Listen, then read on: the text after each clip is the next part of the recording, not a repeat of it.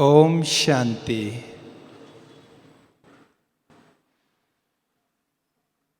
आज हम सभी ने सुबह अव्यक्त बाप दादा की मुरली सुनी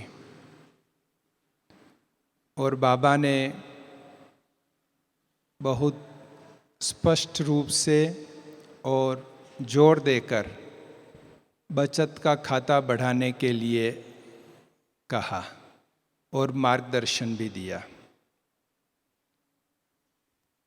मेरा सौभाग्य रहा जो बाबा ने मुझे चार्टर्ड अकाउंटेंट बनाया और इसी सेवा में, यज्ञ में मेरा समय सफल करा रहा है। शुरू में जब मैं सेंटर से मधुबन सेवा के लिए आता था अकाउंट्स डिपार्टमेंट की, तो उस समय पांडव भवन में मेडिटेशन हॉल के ऊपर अकाउंट्स डिपार्टमेंट का ऑफिस हुआ करता था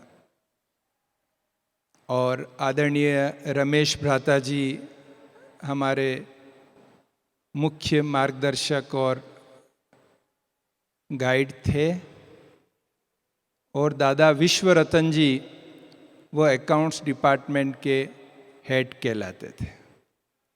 आप में से किन्हीं ने ही दादा विश्व रतन को देखा होगा। उन्होंने 2007 में देह त्याग किया था।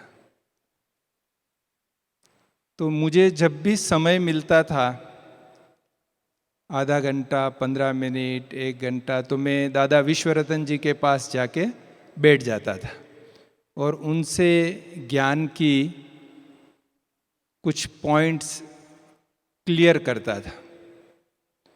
दादा विश्व रतन अपने यज्ञ के प्रथम समर्पित कुमार थे जो 1936-37 में ही साकार बाबा के पास वहाँ आ गए थे और हर प्रकार से यज्ञ की सेवाएं उन्होंने की थी। दादा ज्ञान की बातों को प्रैक्टिकल उदाहरण के द्वारा बहुत अच्छी तरह समझाते थे। मुरली में बाबा कई बार कहते हैं, आपने भी सुना है, एक फॉर्मूला देते हैं बाबा कि last so fast, fast so first. बच्चे जा सकते हो। तो वो सुनने में तो अच्छा लगता था और मन में संकल्प भी रहता था कि लास्ट सो फास्ट और फास्ट सो फर्स्ट जाना है, लेकिन कैसे जाना है वो विधि नहीं पता थी। क्योंकि यही सोचता था कि लास्ट में आने वाला पुरुषार्थ करेगा तो पहले वाले भी तो पुरुषार्थ कर ही रहे हैं, तो पहले वाले तो आगे ही रहेंगे, तो लास्ट सो फास्ट और वो फर्स्ट कैसे जा सकेगा। तो मैंने दादा से पूछा, मैंने कहा दादा, बाबा मुरली में कहता है तो बात तो सही है, लेकिन ये संभव कैसे है वो मुझे नहीं पता कि लास्ट वाला फर्स्ट कैसे आ सकता है। आप कुछ इसमें हमें मार्गदर्शन दें। तो दादा ने समझाया, बहुत अच्छी तरह से समझाया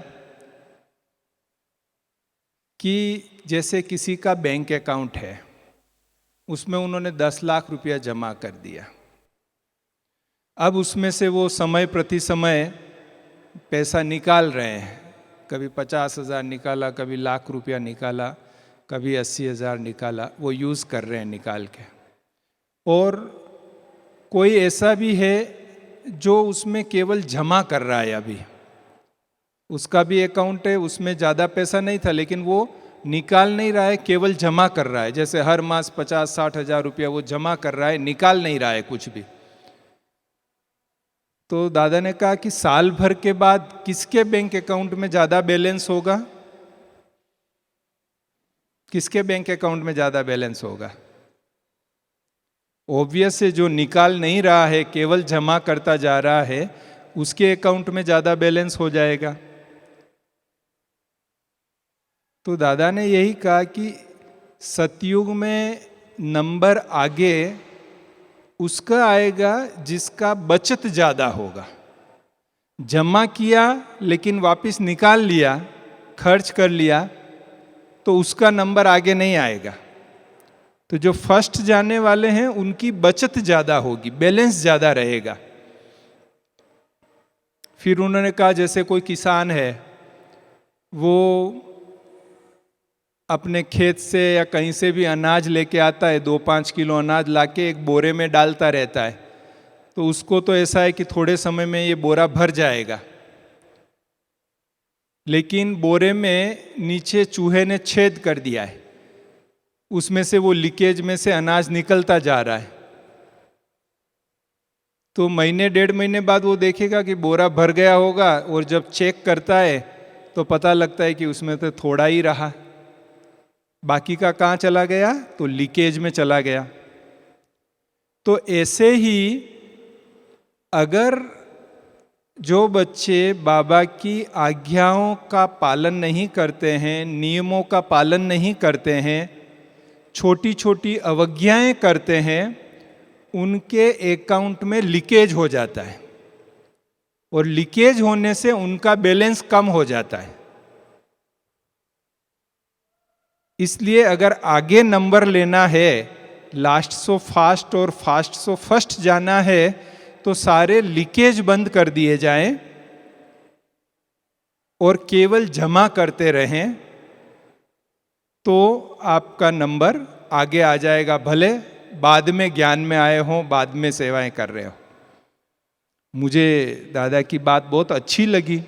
मैंने कहा हाँ, ये बात ठीक है कि हम जमा करें, लेकिन उसमें से निकाले नहीं तो हमारा बैलेंस बढ़ जाएगा, तो last so fast, fast so first जा सकेंगे।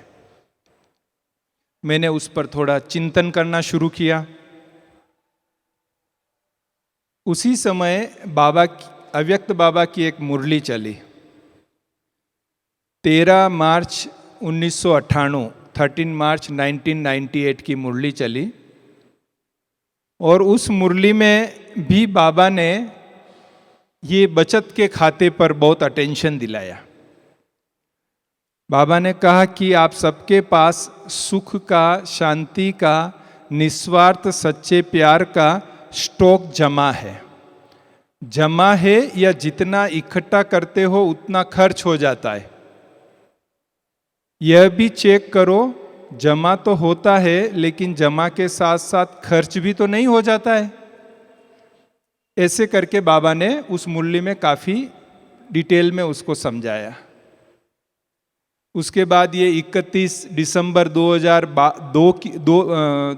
की मुरली चली, जो आज सुनाई थी, उसमें भी जमा का खाता बाबा ने बताया।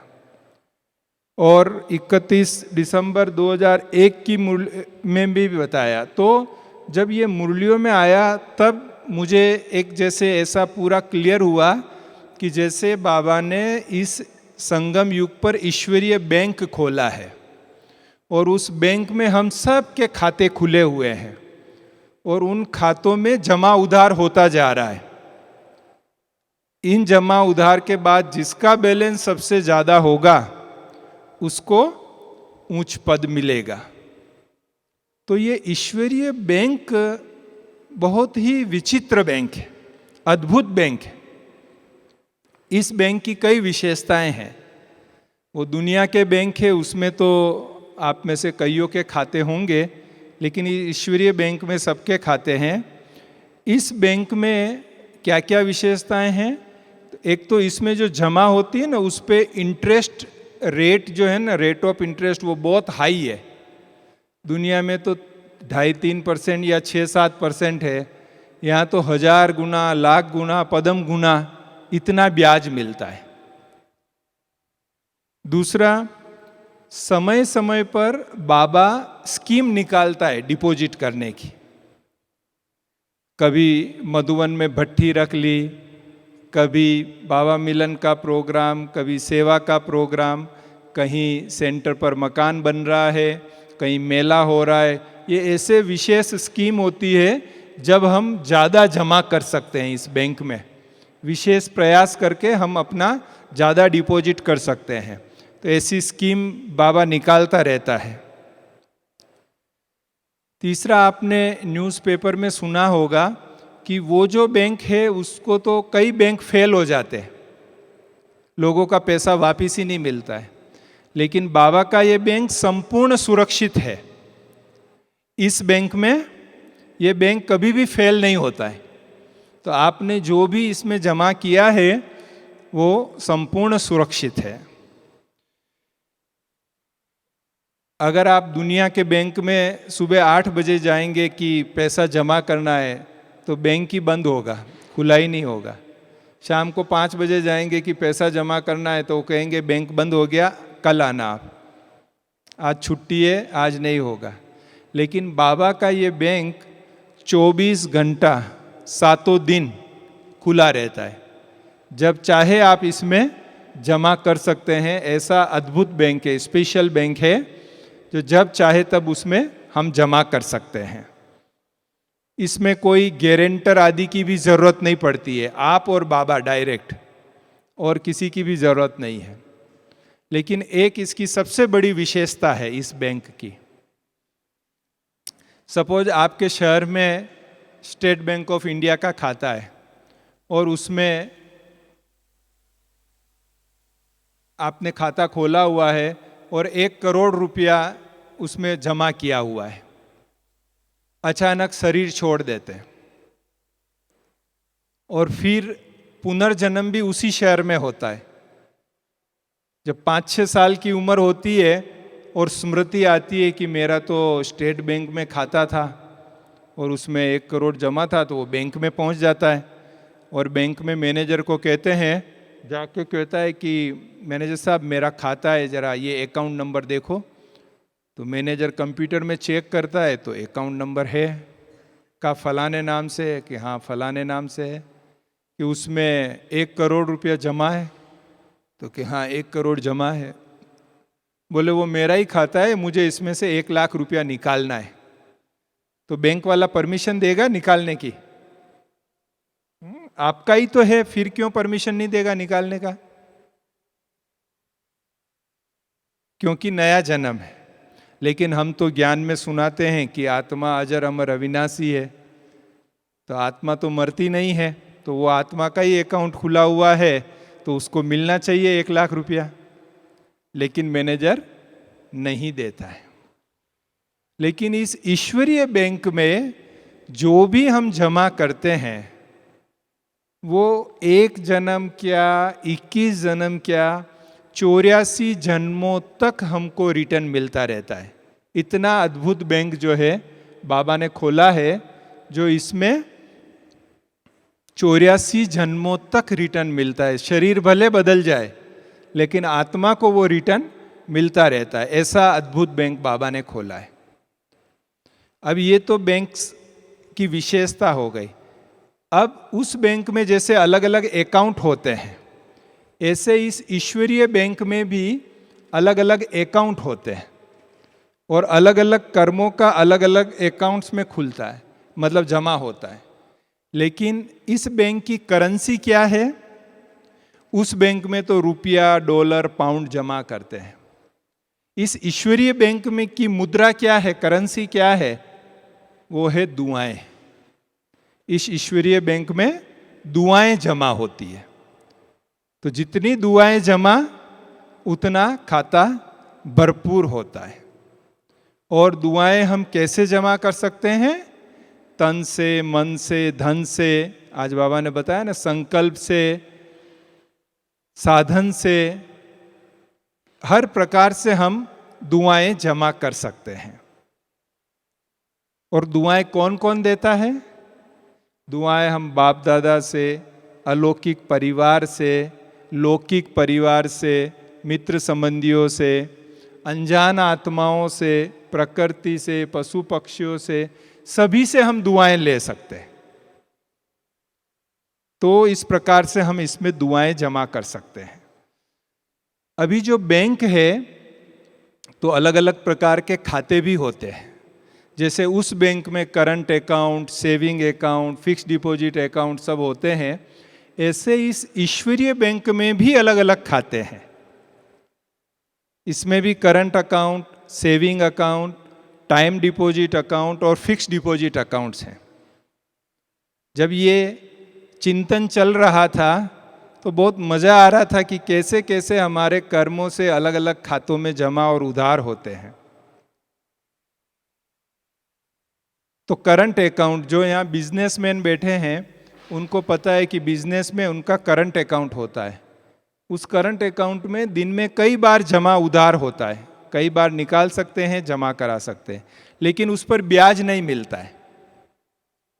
तो ऐसे ही इस ईश्वरीय बैंक में भी जो करंट अकाउंट है उसमें दिन भर में कई बार जमा उधार होता है, जमा भी होता है और उधार भी होता रहता है, उसमें निकलता भी रहता है, और उसमें कोई ब्याज नहीं मिलता है, और इसी जन्म में उसका रिटर्न मिलता है।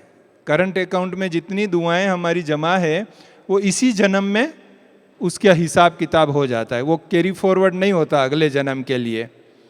लेकिन अगर जितनी जमा है उससे ज़्यादा अगर हमने निकाल लिया तो लोन हो जाता है। तो ये भी हमको ध्यान रखना है कि लोन नहीं हो जावे, हमारा जमा रहे। दूसरा, बचत खाता। बचत खाते में करंट अकाउंट से कम ट्रांजैक्शन होता है। समझो महीने में, सप्ताह में 1-2 ट्रांजैक्शन हो गए, जमा करा लिया और निकल गया उस प्रकार से, लेकिन उसमें 1000 गुना ब्याज मिलता है। रेट ऑफ इंटरेस्ट क्या है? 1000 गुना।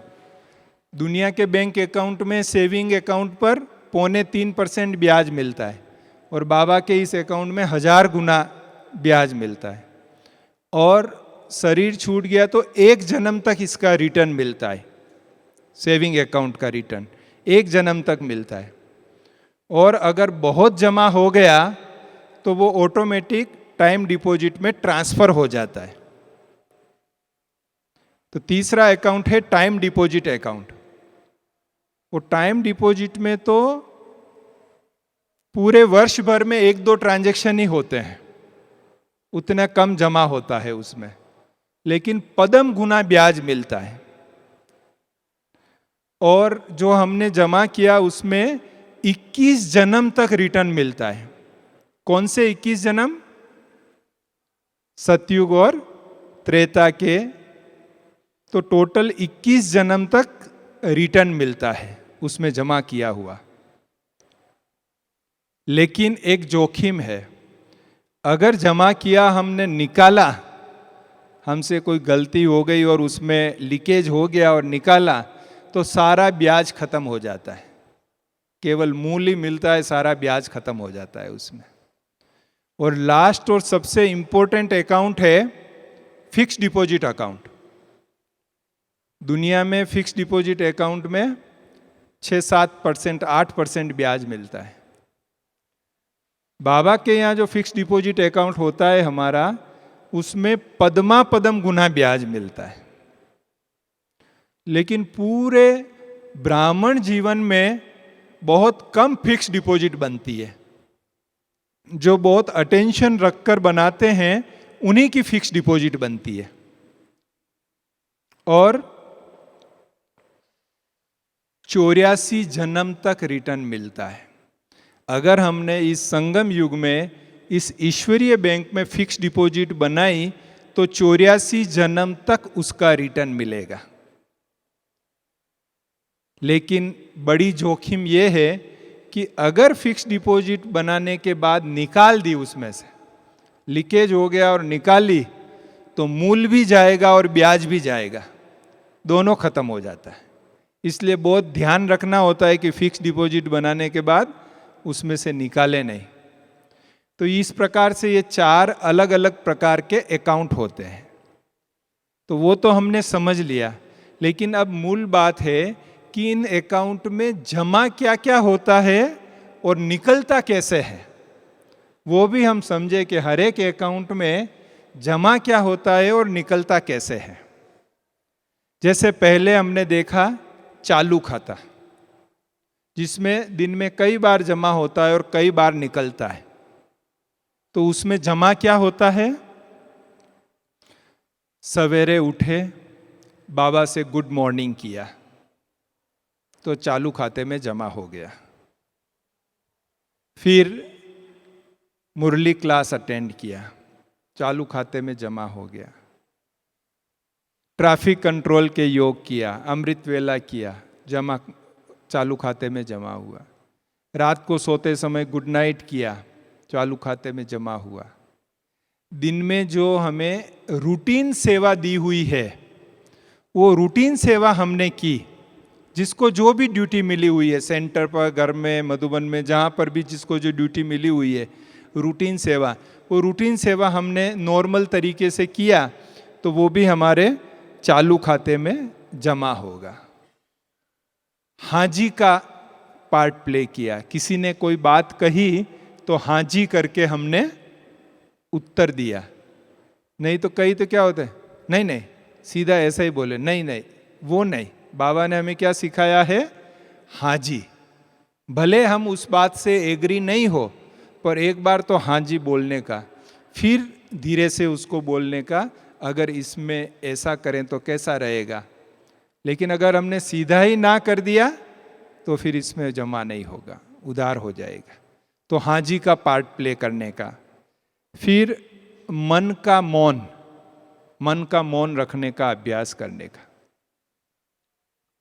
मैं जब सेंटर से मधुबन में रहने आया तो यहाँ पर मुझे बहुत मीटिंग्स करनी होती थी, फ़ोन कॉल्स भी बहुत आते, तो सारा दिन बहुत बोलना होता है।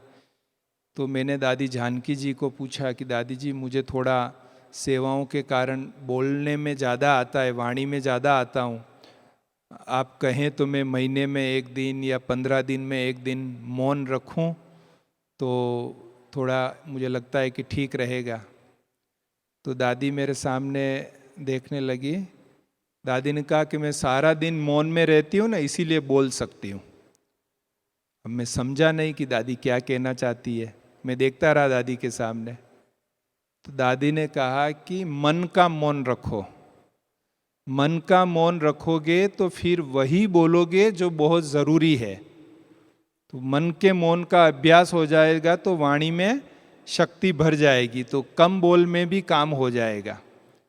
तो ये जो मन का मौन है, ये भी हमारा खाता जमा करता है।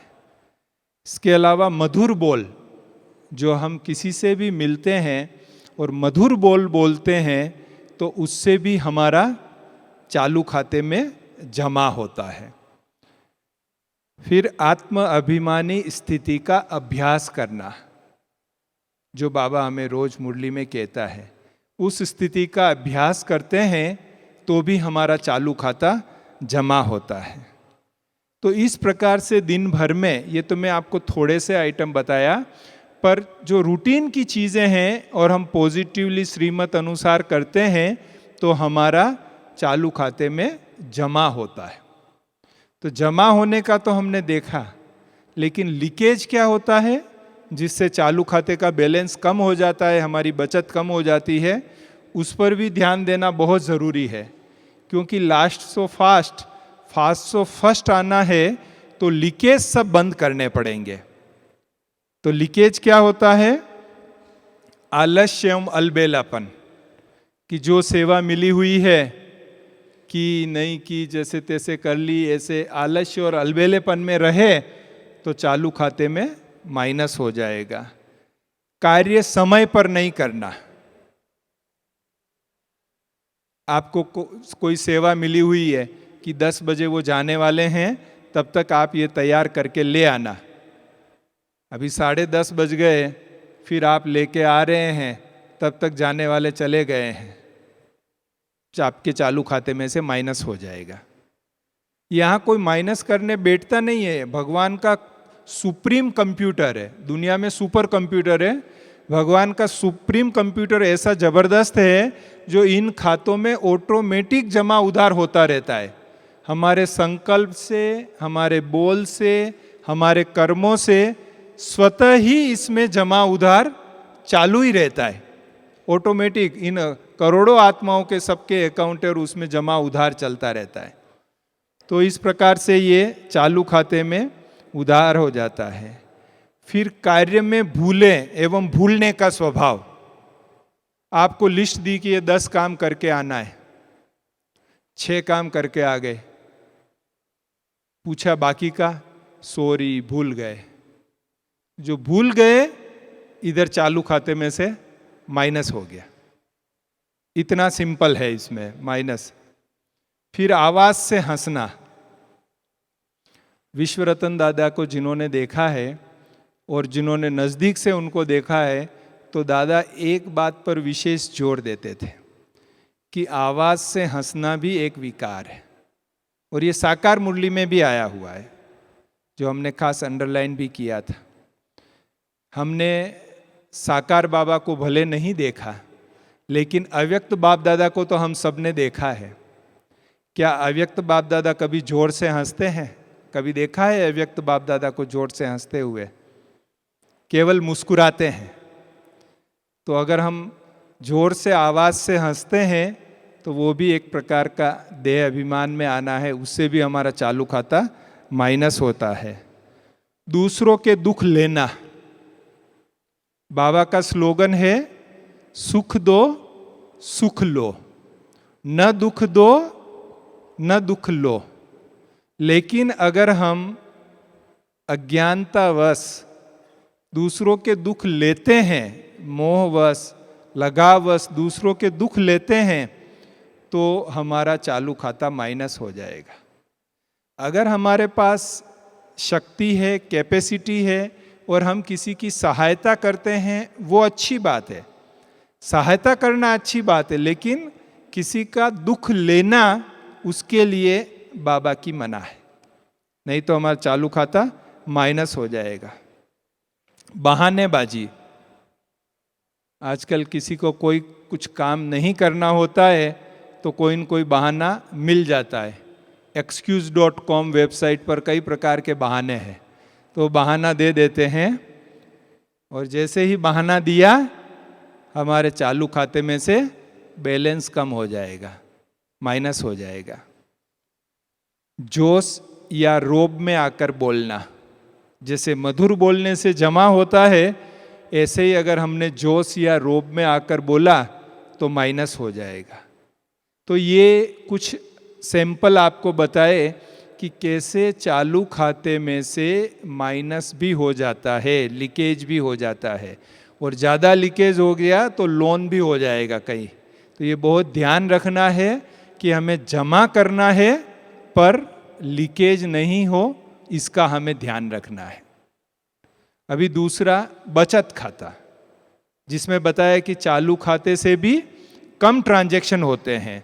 सप्ताह में, महीने में 1-2 ट्रांजैक्शंस होते हैं।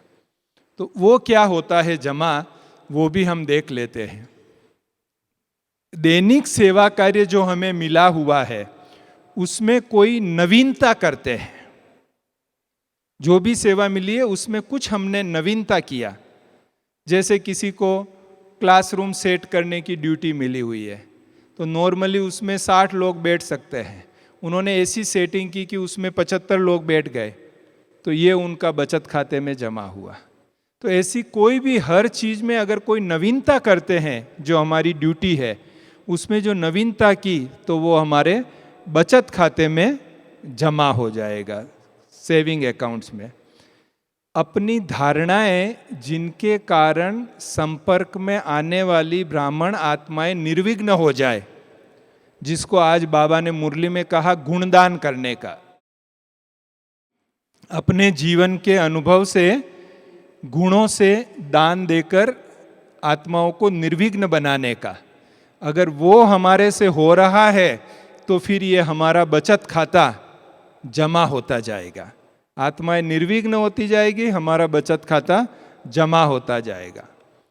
तन की सेवा से सबको सुख पहुंचाना, हार्ड वर्क करना।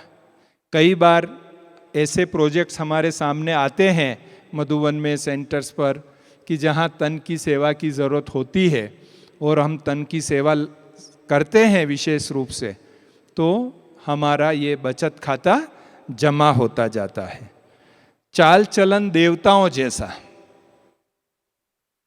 हम देवता बन रहे हैं तो सतयुग में भले वहाँ शरीर मिलेगा और वहाँ देवता कहलाएंगे, लेकिन बनना तो यहाँ है हमें।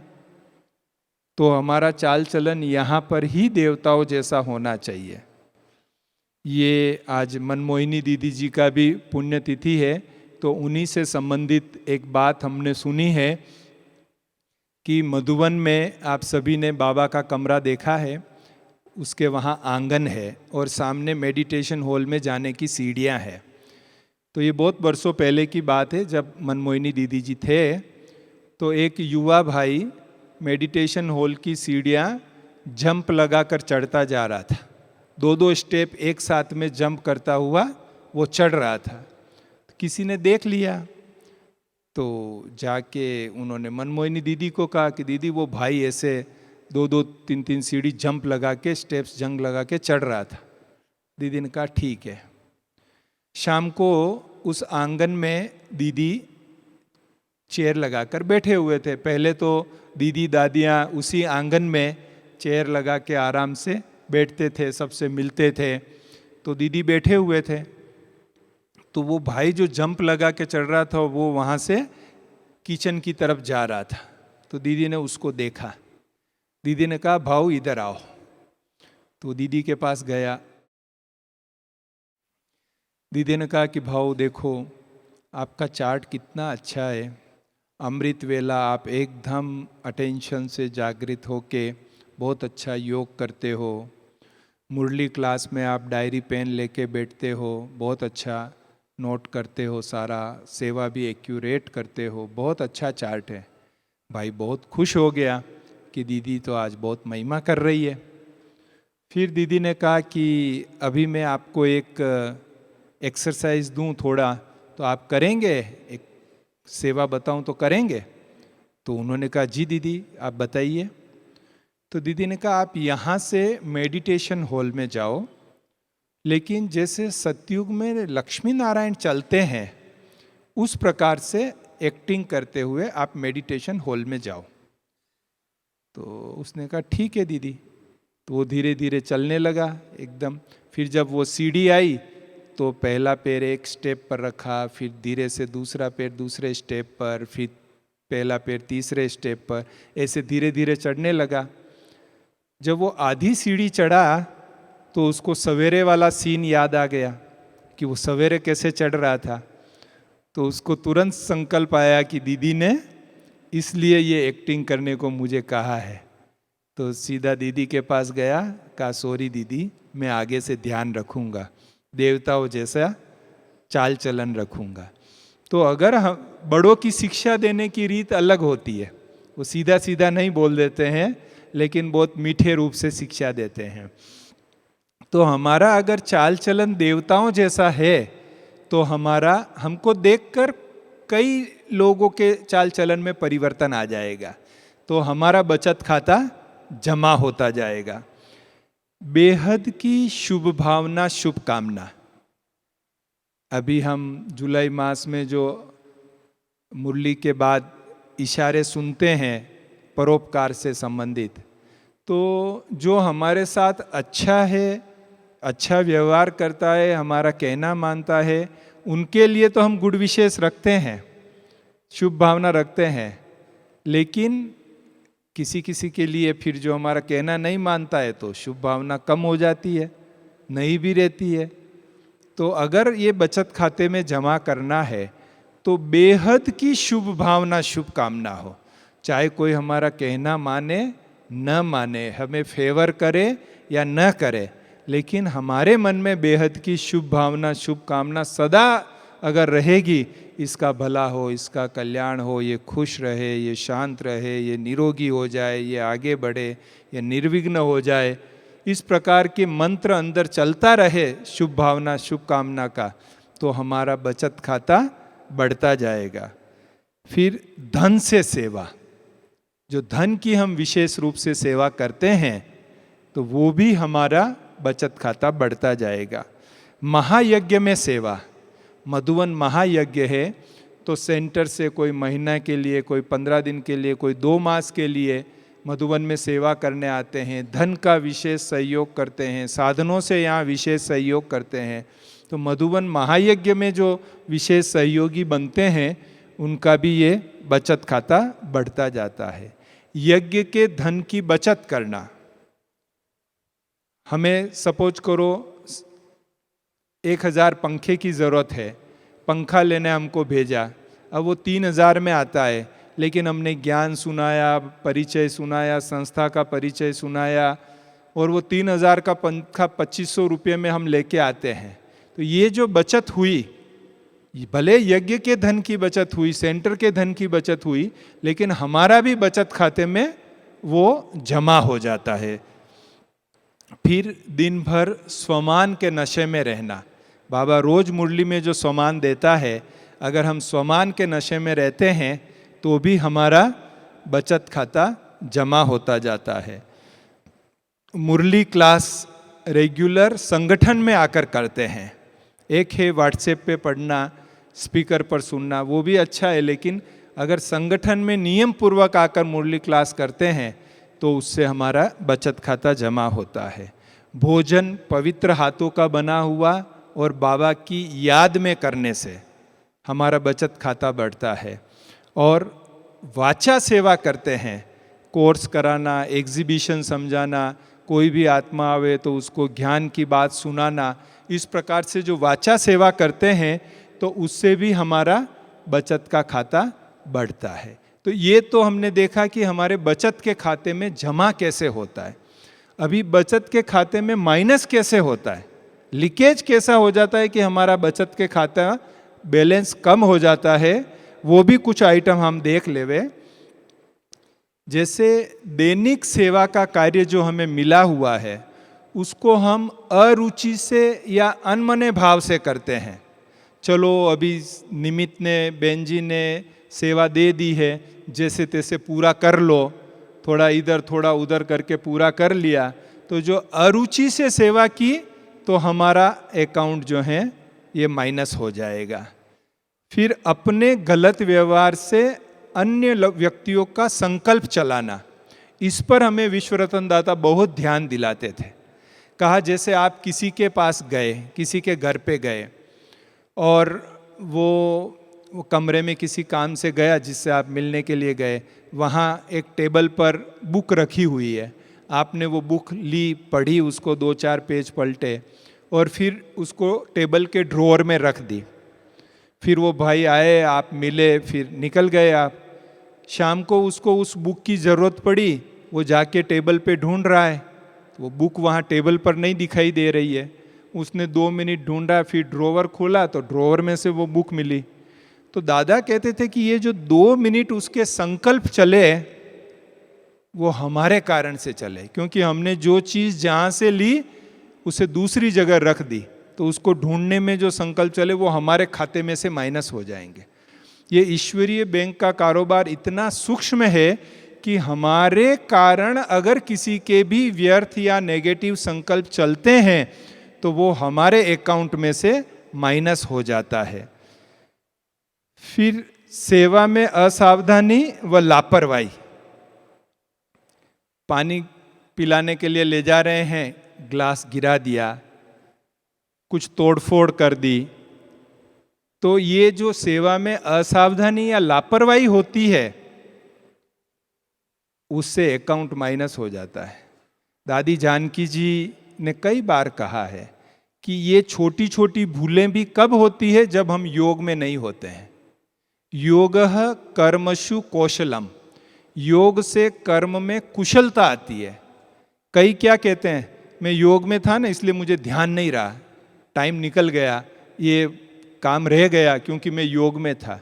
एक्चुअली योग और कार्य को अच्छा करता है, समय पर करता है, एक्यूरेट कराता है, न कि कार्य में भूले कराता है।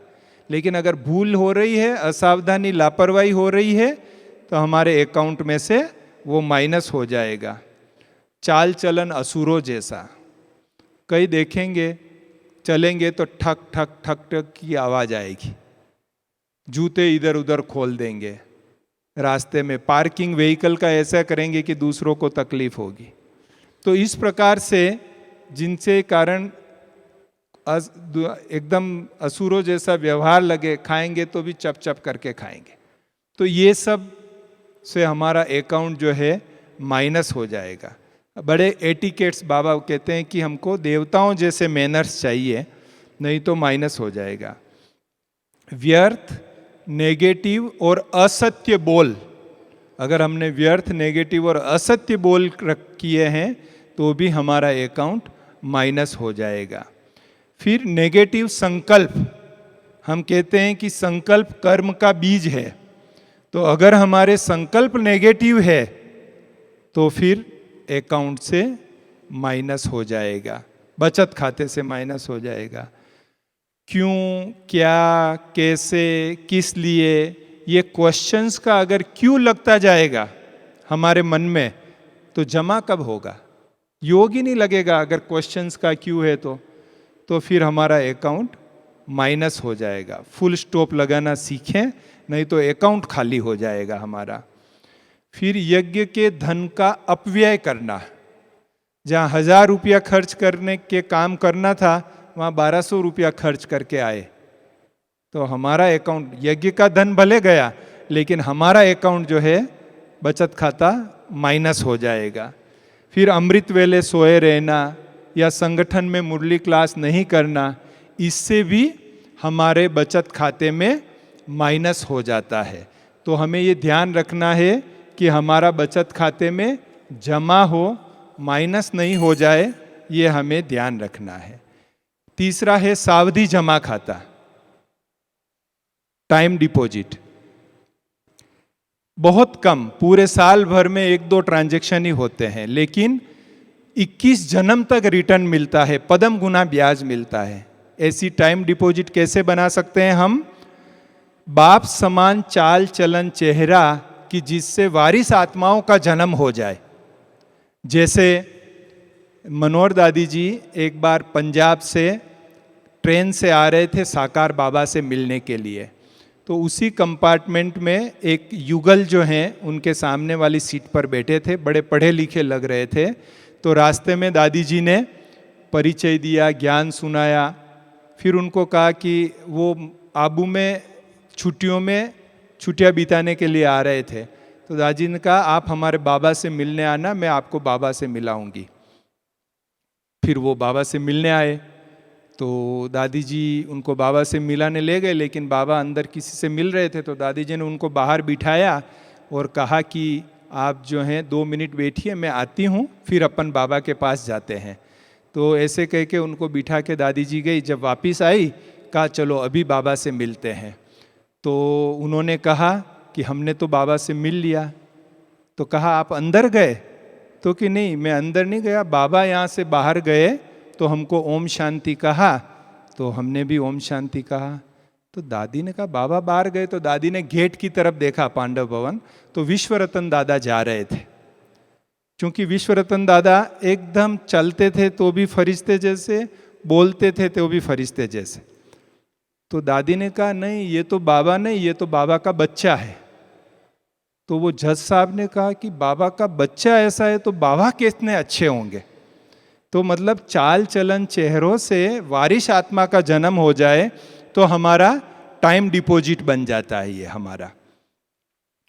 फिर कोई ऐसी नवीन सेवा जिससे सारा ब्राह्मण परिवार लाभान्वित हो, तो वो भी हमारी टाइम डिपॉजिट हो जाती है।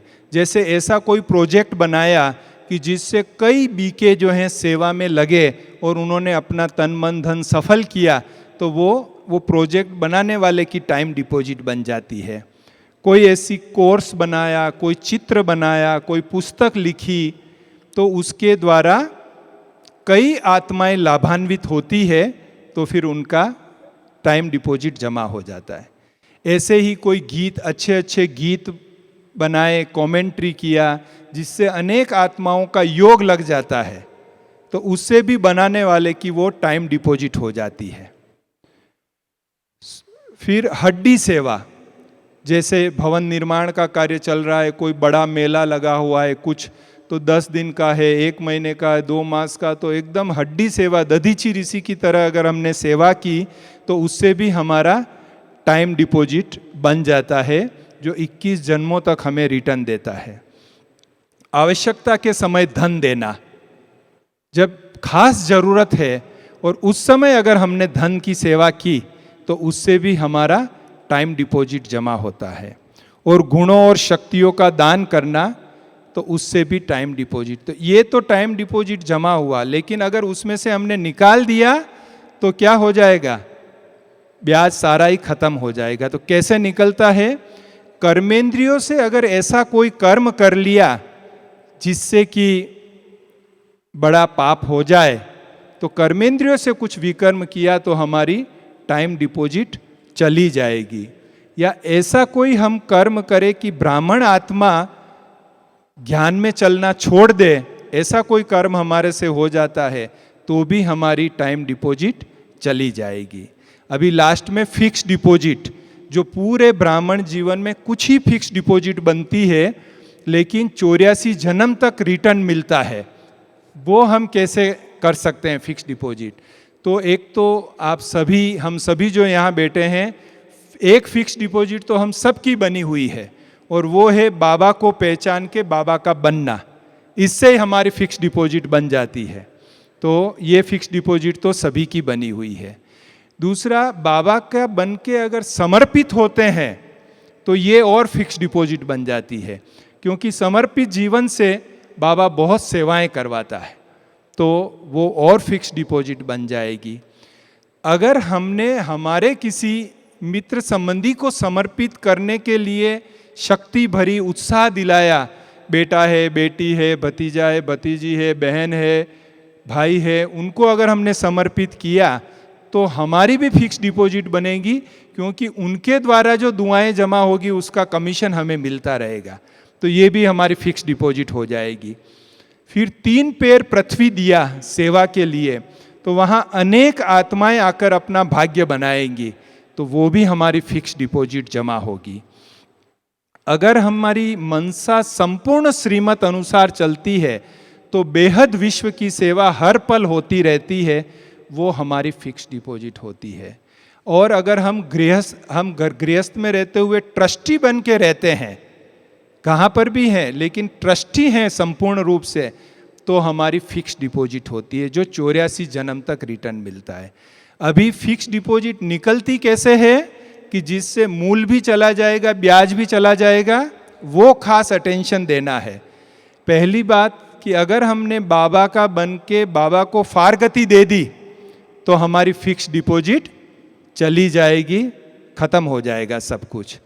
अगर हमने ऐसा कोई एक्ट किया जो समर्पित आत्मा यज्ञ छोड़ दे हमारे कारण से, तो भी हमारी फिक्स डिपॉजिट चली जाएगी। अगर हमने 3 पैर पृथ्वी देकर वापस ले ली तो भी हमारी फिक्स डिपॉजिट चली जाएगी। अगर हमने कोई ट्रेटर वाला व्यवहार किया, यज्ञ में रह रहे हैं, सेंटर पर रह रहे हैं, क्लास में आ रहे हैं, लेकिन यज्ञ का बदनाम कर रहे हैं जानबूझकर, तो हमारी फिक्स डिपॉजिट चली जाएगी। या ऐसा कोई कर्म हो गया कि जिससे यज्ञ की बदनामी हो गई बहुत बड़े रूप में, तो भी हमारी फिक्स डिपॉजिट चली जाएगी। तो ये हमें याद रहे कि ऐसा कोई कर्म न हो जो 84 जन्मों की रिटर्न देने वाली फिक्स डिपॉजिट चली जाए। तो इस प्रकार से ये 4 अलग अलग प्रकार के अकाउंट्स में हमारा जमा उधार होता है। अब इन चारों अकाउंट में जिसका बैलेंस ज़्यादा होगा वो last so fast, fast so first जा सकेगा। ये ईश्वरीय बैंक का अगर हम चेकिंग करें डेली कि आज हमारे कर्मों से कौन से खाते में कितना जमा हुआ और कहाँ लीकेज हो गया, और अगर लीकेज बंद करने पर हम अटेंशन देंगे तो हमारा बचत का खाता बढ़ जाएगा और हम last so fast, fast so first जा सकेंगे। ओम शांति।